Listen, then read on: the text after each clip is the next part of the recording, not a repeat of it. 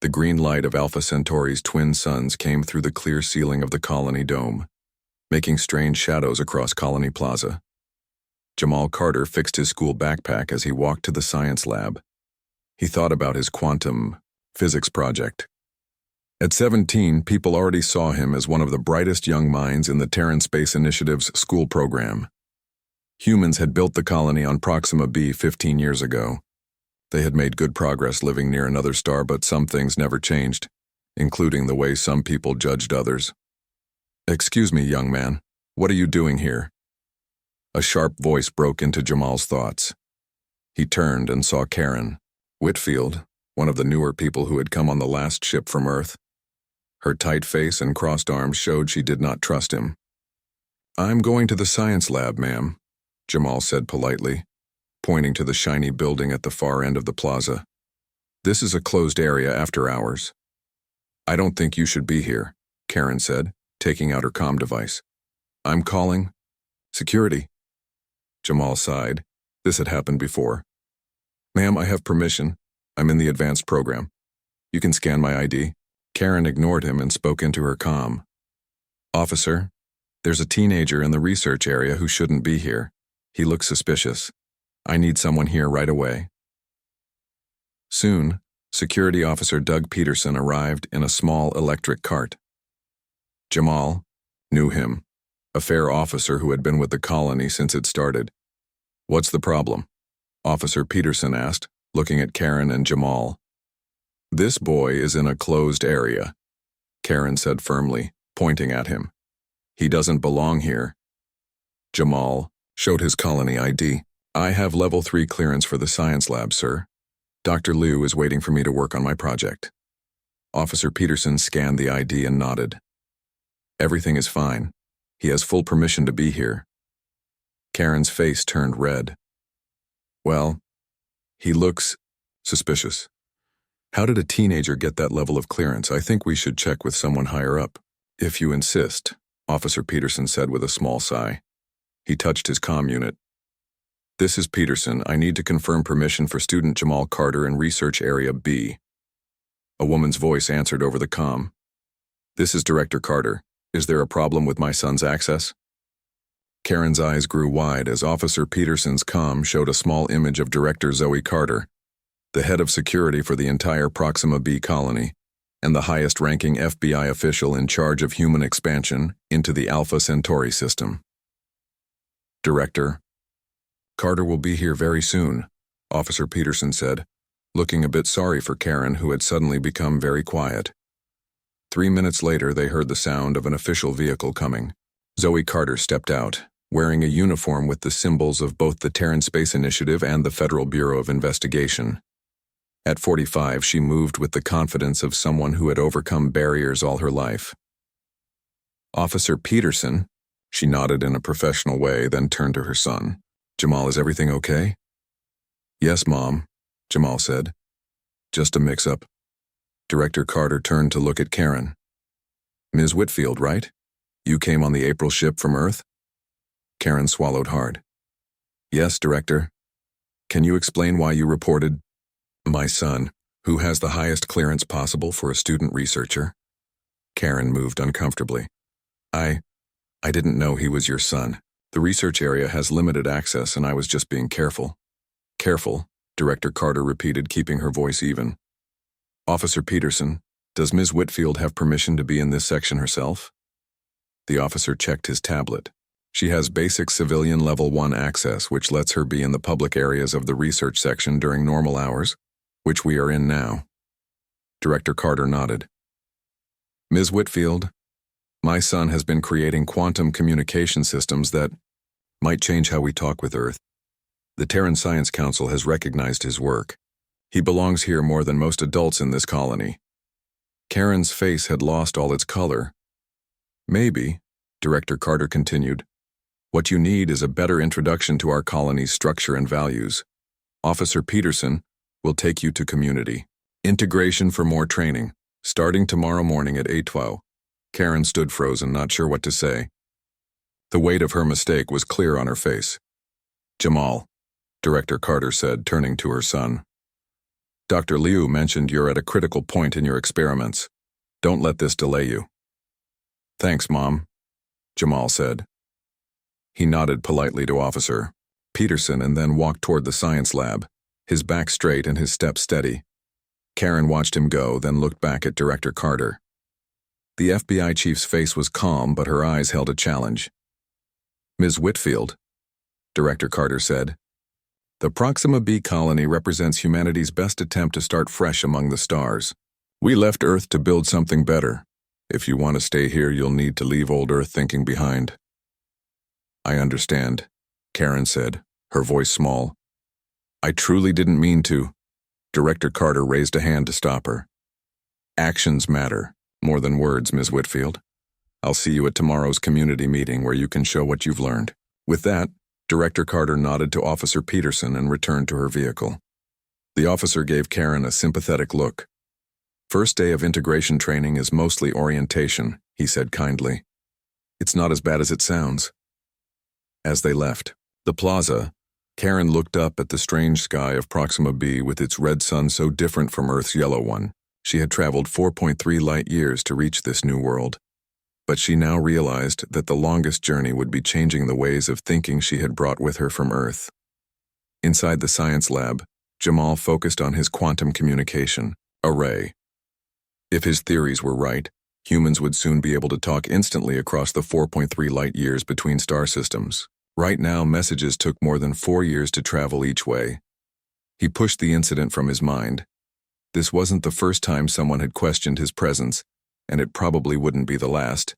But out here, under the light of another sun, humanity had a chance to grow beyond its old limits. His work would help connect Earth and Proxima b, not just with communication, but with new understanding. As he adjusted the quantum field generator, Jamal smiled slightly. He would finish his work tonight. And tomorrow, when Karen Whitfield attended her first integration training, his mother would make sure she understood exactly how the colony worked. In space, humanity needed everyone's talents. There was no room for the old prejudices of Earth, not when they were reaching for the stars. News spread fast in the small colony. By morning, everyone knew about Karen Whitfield's run-in with the Carter family. The community integration training wasn't meant to be a punishment. It was normal for any colonist who showed they didn't understand colony rules or culture. But everyone knew what it really was, a gentle but firm way to correct behavior.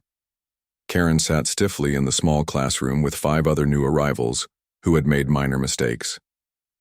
The teacher, Alicia Monroe, was a middle-aged woman with kind eyes, but a no-nonsense manner. The Proxima b colony is humanity's first successful settlement around another star, Alicia explained. We were chosen not only for our skills but for our ability to create a better society than the one we left behind. Earth's history is full of division and prejudice. We cannot bring those weaknesses with us to the stars. Karen looked at her, hands aware that others in the room glanced at her from time to time. Today we'll be joined by someone who can speak directly about the importance of leaving assumptions behind, Alicia continued, gesturing toward the door as it slid open. To Karen's surprise, it was Jamal who entered, not his mother. Thank you for having me, the teenager said, nodding to Alicia before addressing the room. I'm Jamal Carter. I was born on Earth but have lived most of my life here on Proxima b. I'm in the science track in our education system, specializing in quantum communications. He turned on a display showing a complex network of glowing blue lines connecting various points across what looked like space between stars. This is my current project, an attempt to use quantum entanglement to enable real-time communication between star systems. Right now, messages between Earth and Proxima b take over 4 years to travel each way. If my theories are correct, we might reduce that to instant transmission, no matter the distance. Even Karen found herself leaning forward with interest as Jamal explained the technical parts of his work with remarkable clarity for someone so young.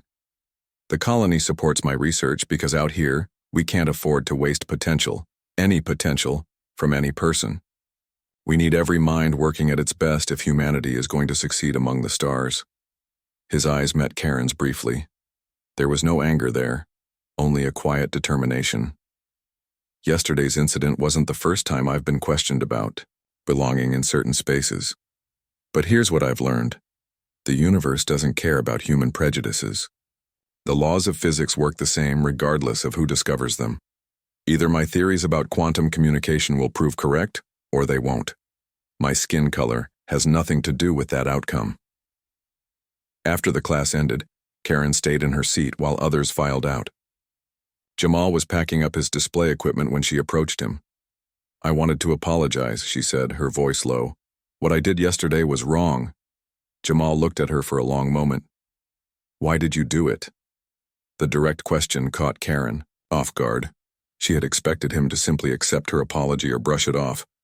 I don't know," she said, then corrected herself. "No, that's not true. I saw a young black man in an area I thought was restricted and I made assumptions. The same assumptions I might have made back on Earth." Jamal nodded. "At least you're honest about it." "Does that happen to you a lot here?" Karen asked. "Less than it would on Earth, but still more than it should," Jamal replied. "Most colonists are better than that. They judge people by what they contribute. But new arrivals sometimes bring old Earth thinking with them." Karen looked down. "Like me." "Like you," Jamal agreed. "But you have a chance to change that. Most people who come here do change. That's why Proxima B works better than Earth ever did." Before Karen could respond, the door slid open and Director Carter walked in. She looked between her son and Karen with interest. "Ms. Whitfield." She nodded. "I see you've met my son properly this time." "Yes, Director," Karen said. "He gave an impressive presentation." "Jamal has always been good at explaining complex ideas," Director Carter said with pride. "A skill that will serve him well when he becomes the colony's chief science officer one day." Jamal smiled. "Mom, I'm still in school." "For now," Director Carter agreed. "But your quantum communication project is already changing how we think about connecting with Earth." She turned to Karen. "Ms. Whitfield, I understand you're a soil microbiologist. Your work on Earth helped save farming systems during the climate crisis." Karen was surprised the director knew her background. "Yes, my specialty is adaptive soil ecosystems under altered gravity conditions." "Interesting," Director Carter said. "We're having trouble with the soil in Agricultural Dome 3. The bacterial balance isn't adapting as well as we'd hoped to Proxima B's gravity." "I could take a look," Karen offered, eager to be useful. Director Carter nodded. "Report to Dr. Patel in Ag Dome 3 tomorrow morning instead of coming here. Show us what you can do." As Director Carter and Jamal left together, Karen stood alone in the classroom. She had come to Proxima B seeking a fresh start after Earth's environmental collapse had made her work increasingly difficult. She hadn't expected to face her own biases so directly, or to have a chance at redemption so quickly. The next morning, Karen reported to Agricultural Dome 3 with her testing equipment. The huge glass dome housed acres of crops growing under carefully controlled conditions. Dr. Patel, a serious woman in her 50s, greeted her at the entrance. "Director Carter tells me you might be able to help with our soil problem," Dr. Patel said, leading Karen to a section where plants looked yellowish and unhealthy. "The nitrogen-fixing bacteria aren't adapting to our conditions," Dr. Patel explained. "We've tried Earth solutions, but nothing works." Karen knelt and took a soil sample. "These bacteria evolved on Earth over billions of years. We're asking them to adapt to a new world in just a few years. They need help." She spent the day analyzing the soil, comparing it to healthy samples from other domes. By evening, she had a theory. "The bacteria need a quantum boost," she told Dr. Patel, "a way to speed up their evolution." Dr. Patel looked skeptical. "How would we do that?" "I'm not sure," Karen admitted, "but I know someone who might." That evening, Karen sent a message to Jamal Carter, asking if they could meet to discuss a scientific problem. To her surprise, he agreed. Sometimes, redemption came in unexpected ways, and sometimes, on a world circling another star, people could find common ground in the most unlikely places, in the very soil beneath their feet. Jamal sat across from Karen in the small meeting room next to the science lab. He had brought his quantum field generator, a device about the size of a small box that glowed with a soft blue light. So you think quantum fields could help the soil? Bacteria adapt faster? He asked, looking at the soil samples Karen had brought. Karen nodded. The bacteria need to evolve to suit Proxima B's conditions. On Earth, that would take thousands of years. We don't have that much time. Evolution is all about random changes happening over time, Jamal said, thinking out loud. My quantum field generator creates controlled uncertainty at the subatomic level. In theory, it could speed up the random changes in the bacteria's DNA. Karen leaned forward with interest. Could we test it on a small soil sample? We could, Jamal said, adjusting some settings on his device. But I need to be careful. Too much quantum effect could kill the bacteria instead of helping them evolve. For the next hour, they worked together, setting up a test with small soil samples. Jamal calibrated his quantum field generator, while Karen prepared slides of soil bacteria to monitor the changes. Despite their awkward first meeting, they worked well together. Why did you become a soil microbiologist? Jamal asked as they waited for the quantum field to take effect. Karen looked up from her microscope. During the Earth climate crisis, soil became toxic in many farming areas. Someone had to find ways to help plants grow in damaged soil. It was either that or watch people starve. Jamal nodded. That's what I like about science. It solves real problems. It's not about who you are or what you look like. It's about what you can figure out. I guess I forgot that for a while, Karen admitted. Back on Earth, things got bad toward the end. People fighting over resources, blaming each other for problems. I came here to escape all that. But you brought some of it with you, Jamal said, not unkindly. Yes, Karen agreed. I did. I'm trying to do better. The timer on Jamal's device beeped. He turned off the quantum field and Karen put the soil sample under her microscope. This is amazing, she said after a few minutes of study. The bacteria are showing changes that would normally take generations to develop. They're adapting to the local conditions much faster than normal. Jamal looked through the microscope himself. The quantum field created a state of accelerated possibility. It gave the bacteria more chances to find solutions that work in this environment. We should show this to Dr. Patel right away, Karen said excitedly. This could solve our agricultural problems across all the domes. As they packed up their equipment, Director Carter appeared at the door of the meeting room. How's the collaboration going? She asked, looking between them with interest. Very well, Jamal replied. Karen's theory was right. The quantum field is helping the soil bacteria adapt much faster. Excellent, Director Carter said. I had a feeling you two might work well together. Sometimes the best solutions come from unexpected partnerships. Karen realized that the director might have planned this collaboration from the beginning. Did you assign me to the soil problem knowing I would need Jamal's help? Director Carter smiled slightly. Let's just say I saw an opportunity for both, science and growth. The Colony Council meeting is next week. I expect you'll want to present your findings. After she left, Karen looked at Jamal. Your mother is a very smart woman. She's been helping people see beyond their limitations for a long time, Jamal agreed. Both their scientific limitations and their personal ones. Over the next few days, Karen and Jamal expanded their experiments. They set up test plots in Agricultural Dome 3, treating different sections with varying levels of quantum field exposure. The plants in the treated soil began to show improvement almost immediately as the bacteria adapted to their new environment. Dr. Patel was impressed with their results. This could change everything for our food production. The Colony Council will want to implement this across all agricultural areas. As they prepared for the council meeting, Karen found herself spending more time in the science lab. She learned about Jamal's other work on quantum communication while he listened to her ideas about adaptive ecosystems. Their different scientific backgrounds complemented each other in unexpected ways. One evening, as they finished their work for the day, Karen asked a question that had been on her mind. Why did you agree to help me after what happened in Colony Plaza? You could have refused. Jamal was quiet for a moment before answering. For the same reason I'm trying to create quantum communication between star systems. Because connections matter. Because we're stronger when we work together than when we stay apart. I was wrong about you, Karen said simply. Many people are. Wrong about many things, Jamal replied. What matters is being willing to learn and change. The day of the Colony Council meeting arrived. Karen felt nervous as she and Jamal prepared their presentation. The council members included the leaders of all major colony departments, and Director Carter would be there as head of security. Ready? Jamal asked as they waited outside the council chamber. Karen nodded. Ready. They entered together, and Karen was surprised to see how young some of the council members were. Proxima B was a place where ability mattered more than age or background.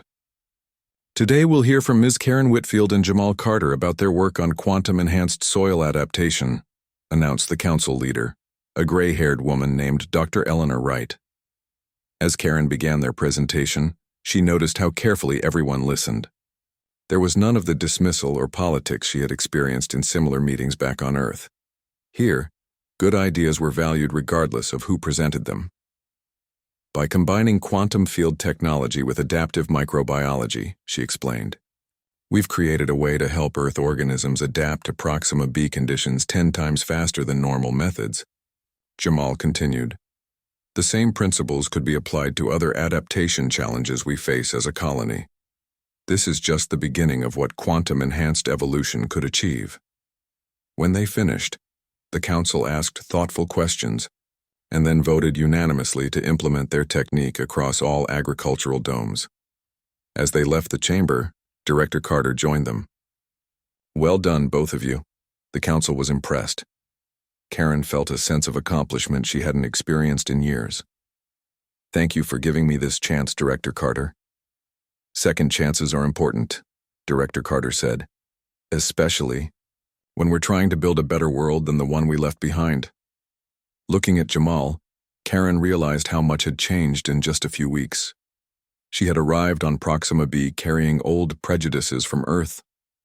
Now she was helping create something new, not just in the soil of the agricultural domes, but in herself as well. 2 months after their successful council presentation, Karen and Jamal had become a well-known team in the colony. Their quantum soil treatment had been applied to all agricultural domes, and food production was up by 30%.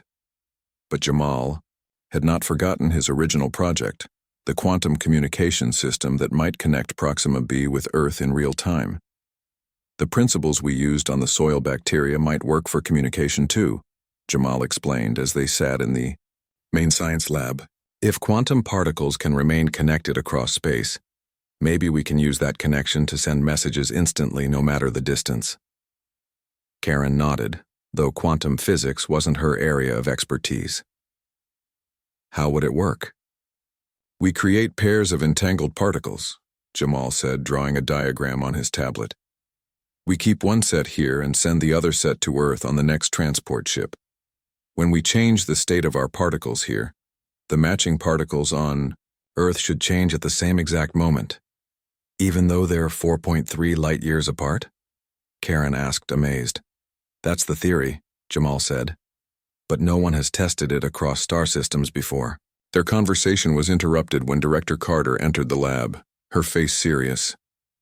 We have a situation, she said. A message just arrived from Earth. It took 4 years and 3 months to get here, so the information is old. But apparently, Earth's climate has worsened. They've decided to send more colonists than planned. The next transport ship will have 500 people instead of the usual 100. Karen looked alarmed. Our resources are stretched thin already. We can't support that many new people at once. That's the problem, Director Carter agreed. When the ship arrives in 6 months, we need to be ready. The council is meeting tomorrow to discuss emergency measures. Jamal had been quiet, thinking, Mom, this is why we need the quantum communication system working. If we could talk to Earth in real time, we could tell them to spread out the arrivals over several ships. How close are you to a working prototype? Director Carter asked. Close, Jamal said, but I'd need help to finish it within 6 months. Director Carter looked at Karen. You two have worked well together before. Could you assist with this project too? Karen hesitated. Quantum physics isn't my field, but I'm willing to help, however I can. After Director Carter left, Jamal showed Karen his quantum communication lab. It was filled with complex equipment and glowing displays. In the center was a device similar to the quantum field generator they had used on the soil, but much larger and more complex. This is the quantum entanglement chamber, Jamal explained. It creates pairs of entangled particles that stay connected no matter how far apart they are. The hard part is finding a way to use that connection to send actual messages. For the next several weeks, Karen and Jamal worked long hours on the project. Karen might not understand all the quantum theory, but she was good at organizing experiments and analyzing results. They made progress, but not fast enough. "We need more help," Jamal admitted one night after a failed test. "Someone who understands both quantum physics and communication systems better than I do." "What about Dr. Liu?" Karen suggested. "You mentioned she was your mentor when we first met." Jamal nodded. "She's the best quantum physicist in the colony, but she's been focused on the new power plant lately." "Let's ask her anyway," Karen said.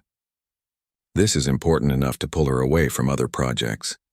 Dr. Liu, a brilliant scientist in her 60s, was reluctant at first but changed her mind when she saw how far Jamal had gotten with his design. "You're closer than you realize," she told him after reviewing their work. "The problem isn't the entanglement. You've achieved that. The problem is how to read the information without breaking the entanglement." With Dr. Liu's help, the project moved forward quickly. They built a new prototype that could send simple signals through the quantum connection. They started with binary code, just simple yes or no signals, but it was a beginning. 4 months before the transport ship was due to arrive, they were ready for a major test. The colony had a small unmanned scout ship that could travel at high speed toward Earth.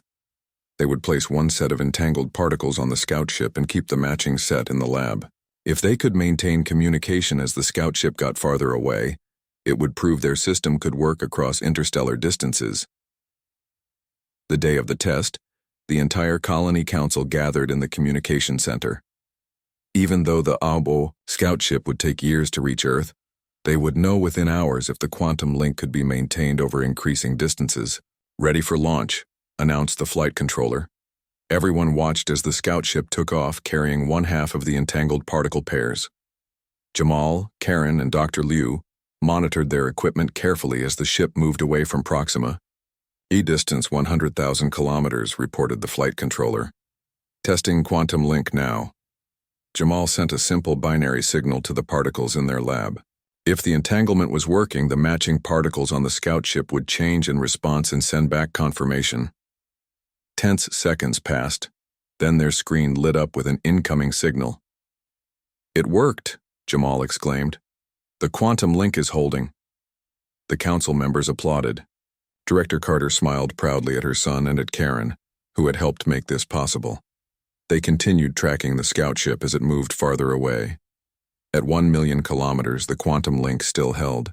At 10 million kilometers, they could still send and receive simple signals. "This is unprecedented," Dr. Liu said, her voice filled with excitement.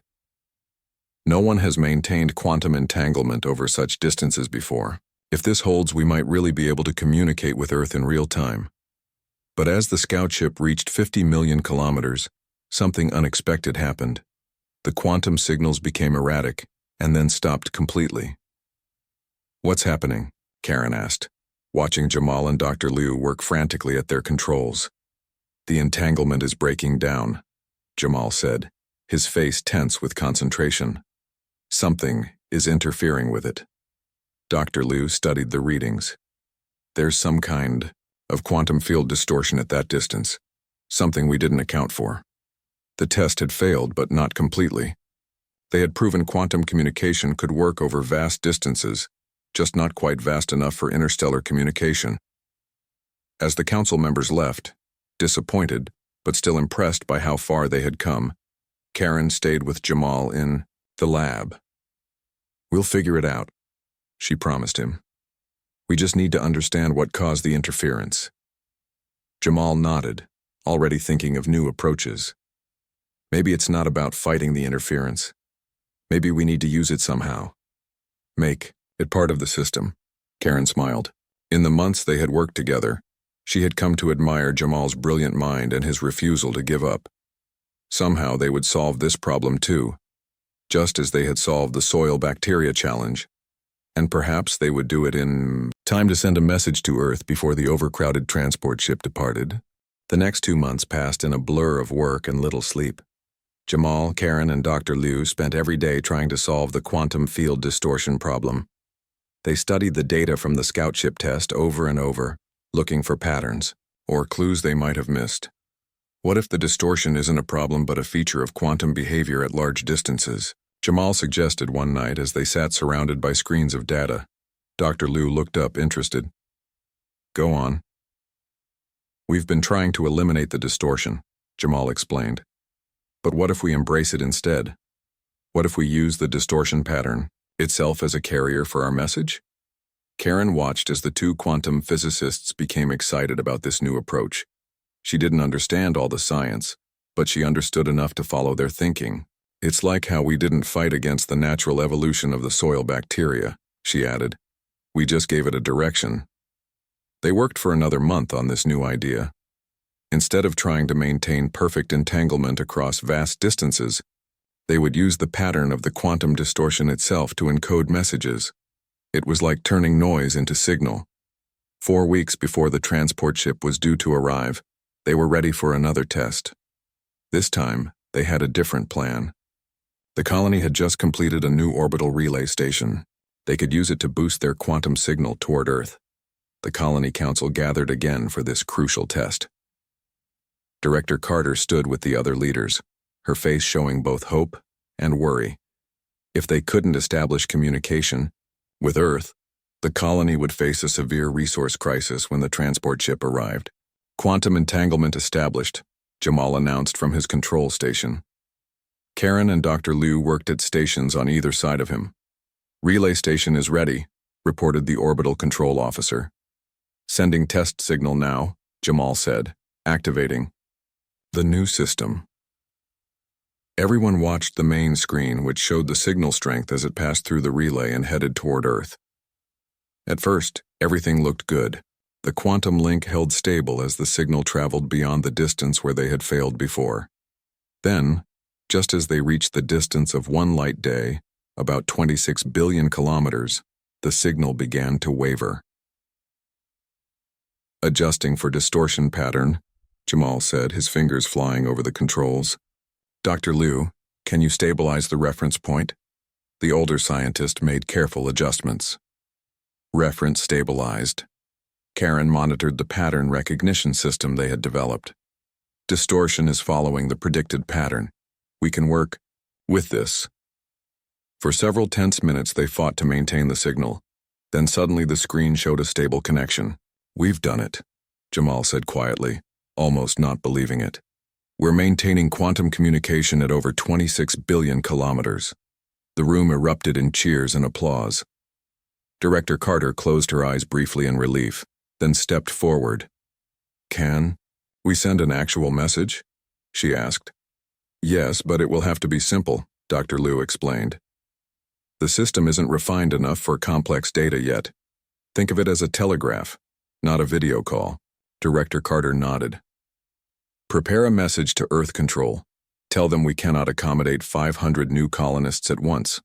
Ask them to split the group among 3 transport ships, with arrivals spaced 3 months apart. As Jamal and Dr. Liu encoded the message, Karen felt a surge of pride. In just a few months they had accomplished what many thought impossible.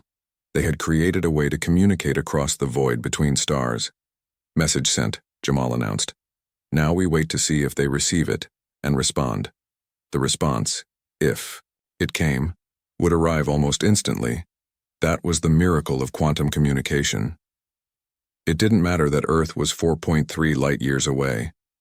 If their system worked correctly, the quantum-entangled particles would transmit the information in real time. Minutes passed with no response. Then 10 minutes. Then 30. Maybe they didn't receive it, someone suggested. Or maybe they're discussing how to respond, Karen said, trying to stay positive. After an hour, the council members began to leave. disappointed but still impressed by how far the team had come. Only Director Carter, Jamal, Karen, and Dr. Liu remained in the communication center. "We'll keep monitoring for a response," Jamal promised his mother. Day and night, just as they were about to take a break for food, the quantum signal indicator began to flash. "Incoming message," Dr. Liu exclaimed, rushing to her station. They worked quickly to decode the quantum distortion pattern. When they finished, a simple message appeared on the screen. "Message received. Transport plan modified, sending 200 now, 150 in 3 months, 150 in 6 months. Confirm receipt." The room fell silent as they stared at the message.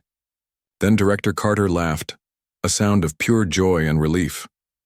"It worked," she said, squeezing her son's shoulder.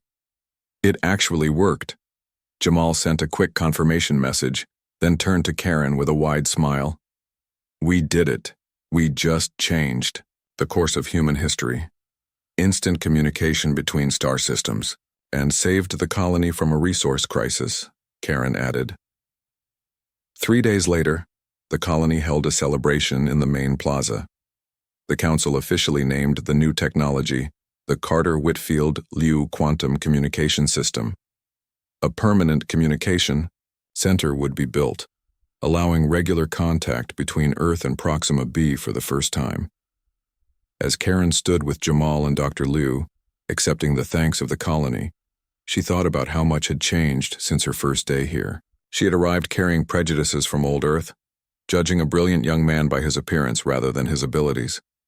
Now they were partners whose names would be forever linked in scientific history. "What are you thinking about?" Jamal asked, noticing her thoughtful expression. "About first impressions," Karen replied. "And how wrong they can be." Jamal smiled.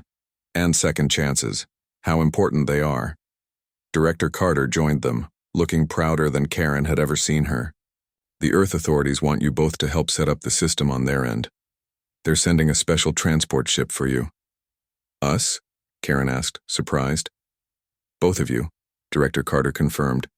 "You work well together. Earth needs to learn from your example, in more ways than one."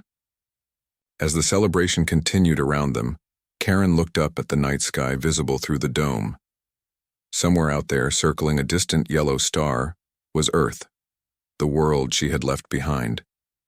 Soon she would return there, not as someone fleeing its problems, but as someone bringing solutions. And she would go with Jamal Carter, whose brilliance she had almost dismissed because of old prejudices. Together, they would help build a bridge between worlds, a quantum connection that would bind humanity's original home with its new frontier among the stars. The universe, it seemed, had a sense of irony. And perhaps, Karen thought, a sense of justice, too.